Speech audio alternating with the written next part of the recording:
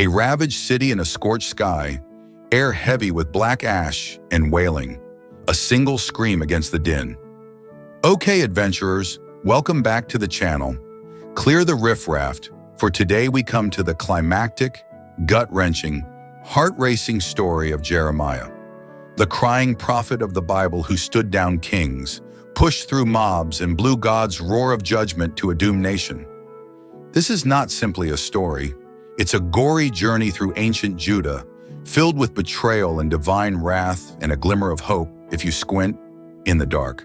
The saga begins circa 650 BC in Anathoth, a dusty little priest town 3 miles from Jerusalem. Jeremiah is born to Hilkiah, a priest, into a world that's already tilting toward the brink. Judah's a hot mess. Kings come and go, idols crop up like weeds, and the people are neck-deep in sin. Young Jeremiah's no soldier. He's a soft-spoken kid, skinny and wiry, with soulful eyes and dark hair, likely more comfortable with scrolls than sabers. But in 626 BC, when he is maybe 20 years old, God drops a bombshell. Before I formed you in the womb, I knew you. I've set you apart as a prophet to the nations. Jeremiah's like, whoa, I'm just a kid. I can't even talk. But God doesn't listen to his complaint. He touches Jeremiah's mouth, fills it with his words, and says, "You are mine now. Go." And so Jeremiah takes the stage, and boy, does he walk into a whirlwind. Judah has good King Josiah attempting to clean house, smashing idols, repairing the temple. But it's not enough. The people love their pagan gods, Baal, Molech, you name it, offering kids to the flames like it's nothing. Jeremiah's first gig? Call it out. Imagine him, barely in his 20s, standing in Jerusalem's streets, voice quaking but loud. You've traded God for idols, judgments coming from the north. That's Babylon, people, an empire of fire and steel, preparing to destroy Judah.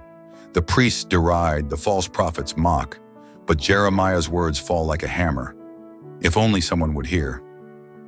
Years tumble on, Josiah dies in battle, and Judah goes off the rails. Now in his 30s, Jeremiah's hair has streaks of stress. His eyes are wet with tears he can't hold back. He's called the weeping prophet, not because he's a wuss, but because he loves his people so much it hurts. He's preaching doom. Babylon's gonna burn this place down. Repent or die. Kings like Jehoiakim don't care. They throw his scrolls into the fire. The people? They beat him, put him in stocks, treat him as a traitor. Once they almost stone him. Nobody dealt with Jeremiah. No wife, no kids, just this curse hanging over his head. He cries out to God, "Why me? You've tricked me into this." But he carries on.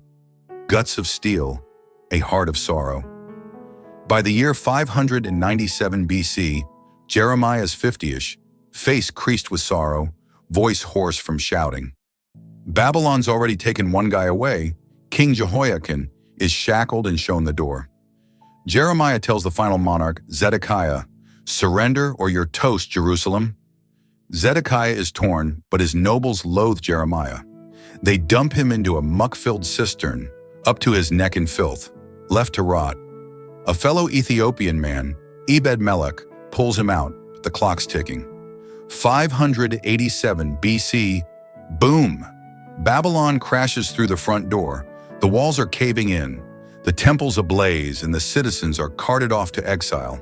Jeremiah's there, witnessing it all burn, weeping as his prophecies unfold.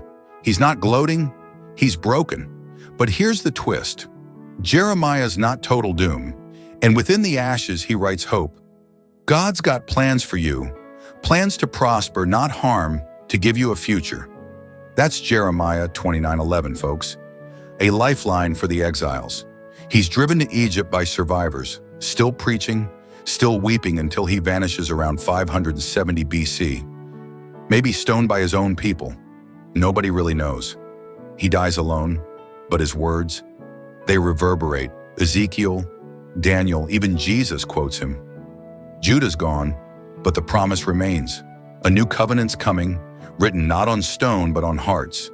Jeremiah's story is raw, real, and relentless. from a scared kid to a prophet who faced the end.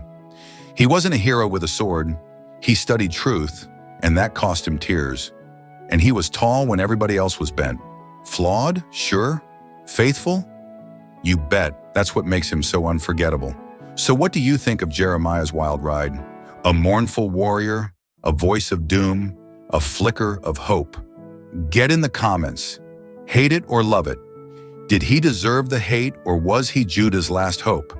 If this scratched your itch, smash that like button, subscribe, and ring the bell for more biblical epics.